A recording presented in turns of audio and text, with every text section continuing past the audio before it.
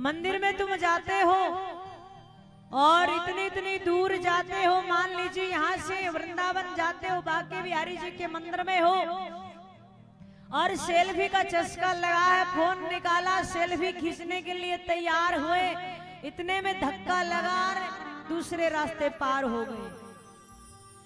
ना अच्छे से सेल्फी ली गई और ना भगवान का दर्शन किया गया, है? रह गए वंचित। दूसरी बात, सेल्फी खींचने के चक्कर में जो भगवान के प्रति जो भाव रहता है वो खत्म हो जाता है। जब भी किसी मंदिर में जाओ, कथा में जाओ, तो इन फोनों को ऑफ कर दिया करो ताकि तुम्हारा मन भगवान के चरणों में लगे। जब अपन ही सेल्फी ले रहे हैं तो फिर आने वाली पीढ़ी को क्या कहेंगे? फिर शिकायत लेकर आते हो, दीदी बेटा फोन बहुत चलाता है, कहना नहीं मानता है। आप चलाओगे तो फिर बच्चे तो चलाएंगे, वो तो कार्बन कॉपी, वो तो करेंगे कॉपी तुम्हारी, हैं? उल्हाना किसको दे रहे हो? पहले स्वयं को सुधारो।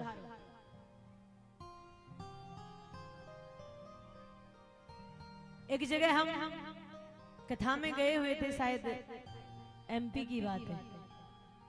2-4 माताएं आई, छोटे बच्चों को लेकर आई साथ में, और बच्चों को कह रही प्रणाम करो प्रणाम करो, ऐसे पीछे से गुद्दी पकड़ के ऐसे प्रणाम प्रणाम कर, प्रणाम कर।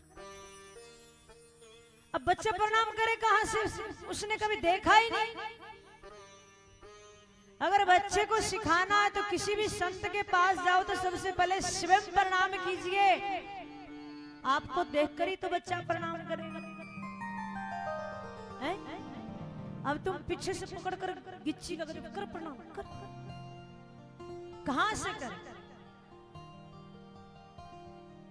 बच्चा हमेशा देखकर सीखता है और सबसे ज्यादा घर के माहौल को देखकर सीखता है, क्योंकि जिस माहौल में बच्चा रहता है आसपास का माहौल कैसा होता है। और ये फोन तो, अभी ये भाभियां बैठी है, जाते शिकायत करेंगे मुझे। ये फोन तो एक कैंसर जैसी बीमारी है ना? कैंसर की कोई दवा नहीं, वैसे इसकी भी कोई दवा नहीं बनी अभी तक।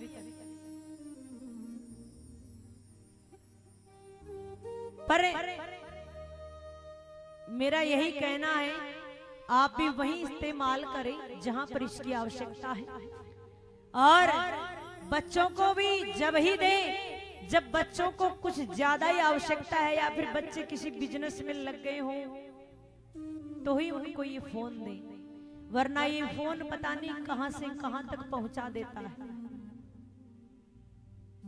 इसलिए आप भी थोड़ा दूरी बनाएं और बच्चों को भी दूरी बनाकर ही रखें। बताया नहीं कल कथा को विश्राम कहां दिया था?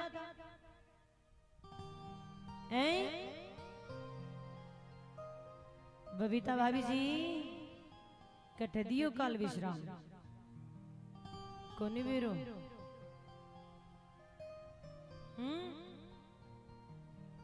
बात गड़बड़ है।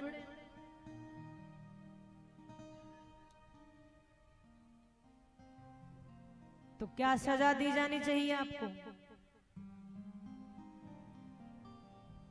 ऐसा हाल मत करो अपने आप का कि तुम्हें कथा याद नहीं हो। कितनी सुंदर कथा था। अच्छा, घर पे ध्यान रहता है। अच्छा, बारात आई थी, उससे पहले बारात तो आई थी और बारात में पुरुष शामिल हुए थे, तो तुम्हारा तो कोई रोल ही नहीं था। अच्छा, आप माँ पार्वती जी के साथ थे। चलो, इतना तो याद रहा। जी जी जी, बहुत सुंदर। कल का दृश्य बड़ा सुंदर, सभी ने दर्शन किया बाबा का, माँ पार्वती का, कन्यादान भी किया सभी ने, बड़ा सुंदर। लेकिन इस यादाश्त को बढ़ाइए, गौ माता का ताजा ताजा निकलता हुआ घी खाइएगा, अलूना घी जो होता है, गरम गरम फुलके बनाकर उस पे डालकर वो खाया करो, और फिर भी असर नहीं हो तो थोड़ा सा माथे पे रगड़ लिया करो, है ना, ताकि यादाश्त बढ़े।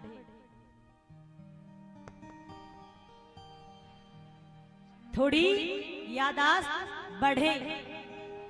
मेरे कन्हैया की कथा तुम श्रवण कर रहे हो।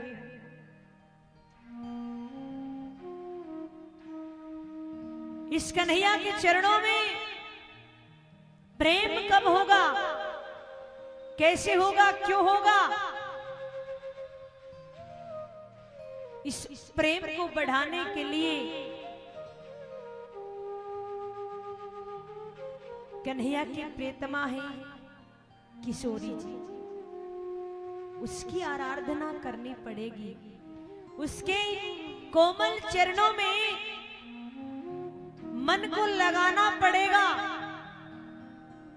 और एक बात और बताऊं, हमारी जो लाडली है ना, बड़ी सुकोमला है, बड़ी प्यारी है, बड़ा कोमल उनका हृदय है, और बड़ी जल्दी रीझ जाती है। जो वृंदावन नहीं गया है और जाने की इच्छा है, तो और किसी से बोलने की आवश्यकता नहीं है, श्री किशोरी जी से प्रार्थना कीजिएगा, हे किशोरी इतनी कृपा कर कि हमें वृंदावन आ जाए। क्यों? क्योंकि वृंदावन में हुक्म किशोरी जी का चलता है, मेरी लाडली का हुक्म चलता है वहां।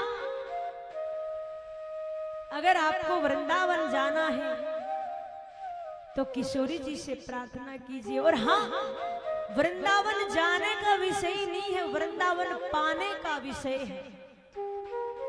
वृंदावन जाया नहीं जाता, वृंदावन पाया जाता है।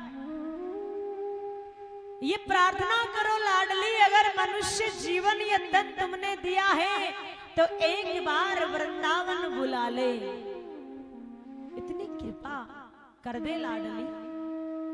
सुना है लाडली तू बड़ी करुणामयी है, तू बड़ी जल्दी रीझ जाती है, तू बड़ी जल्दी कृपा करती है, तो इतनी सी तो कृपा कर दे किशोरी कि इस दास को वृंदावन बुला ले, इतनी तो कृपा कर दे।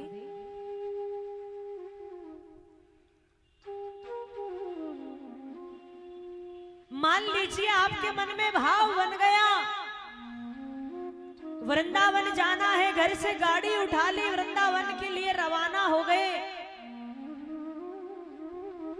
और रास्ते में चल रहे हो, चलते चलते मान लीजिए आप वृंदावन के नजदीक पहुंच गए, तब तक मानिएगा कि ठाकुर जी ने बुलाया है, कोई व्यवधान नहीं आ रहा, वृंदावन के निकट पहुंच गए, मान लीजिए ठाकुर जी ने बुलाया है, लेकिन जैसे ही वृंदावन में प्रवेश हो गया तो मान लीजिए कि मेरी किशोरी ने बुलाया है, मेरी किशोरी ने कृपा की, मेरी उस लाडली ने कृपा करी है, उसकी कृपा के बगैर वृंदावन नहीं जाया जाता।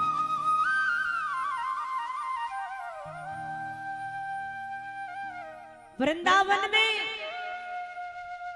लाडली ठकुराइन है, मेरी किशोरी का ही हुक्म चलता है वृंदावन।